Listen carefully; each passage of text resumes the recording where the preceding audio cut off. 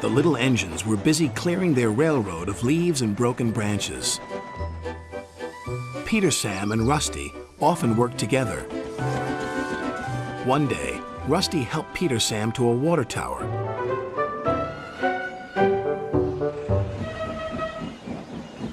Peter Sam felt much better after his long drink, but the freight cars were bored. Let's break away. Their loads were heavy and the couplings old. One snapped.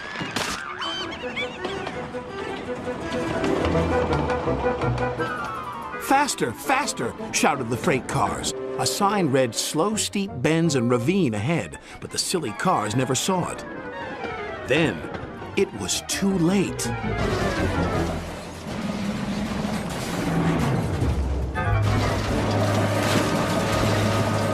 Peter Sam arrived at the scene of the disaster. His driver sighed. This was our fault. We didn't secure them properly. We'll have to get help to pull them out. Sir Topham Hatt will be very annoyed. And he was. You will work in the yards until I can trust you again. Duncan was delighted with Peter Sam's dilemma. Fancy not securing your freight cars on a hill. They'll come back to spook you and your special funnel. Woo! And who's to say you're not afraid of ghosts? Snapped Rusty. Ghosts?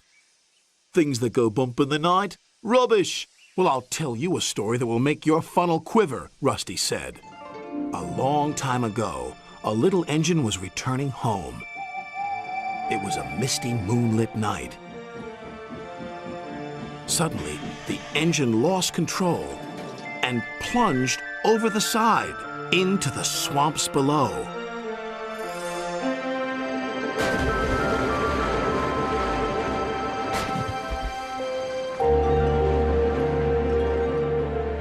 He was never found again. But many a workman will tell you that when the moon is full, they have seen the little engine trying to get home. But he never reaches the other side. So what do you think of that, Duncan? Rubbish, replied Duncan. Never mind him, Peter Sam. He'd be frightened if he really saw a ghost. This gave Peter Sam's driver an idea. Let's play a trick on Duncan. The next day, he spoke to Duncan's driver and fireman, who agreed. We'll do it tonight. Duncan had to take coal cars to the slate mines and then bring cars back. Duncan's driver decided as part of the plan to cross the old iron bridge. Haunted bridge. Rubbish, snorted Duncan. It's as tame as a pet rabbit. But all the same, he kept thinking about Rusty's story. When dusk fell, he was keen to leave. If we don't go now, Skarloey will take my favorite place in the sheds. We have to collect our cars first, his driver replied. He could see their plan was working because Duncan was nervous. When night fell, they set off. The mists were rising around the old iron bridge.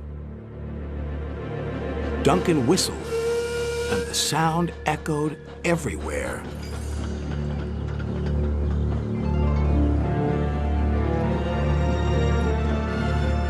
Then, ahead, he saw flickering lights. His driver knew they were only insects that shine brightly at night, but to Duncan they looked like an engine. Next, his driver secretly threw a rock from the cab into the ravine below.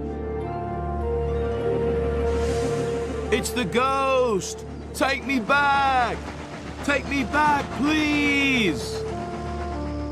When Duncan reached the safety of his shed, he closed his eyes tightly. Spooked, are you, Duncan? Laughed his driver. No, I'm asleep. And Duncan refused to open his eyes. He did, though, when he thought his driver wasn't looking, just to make sure that he was still there.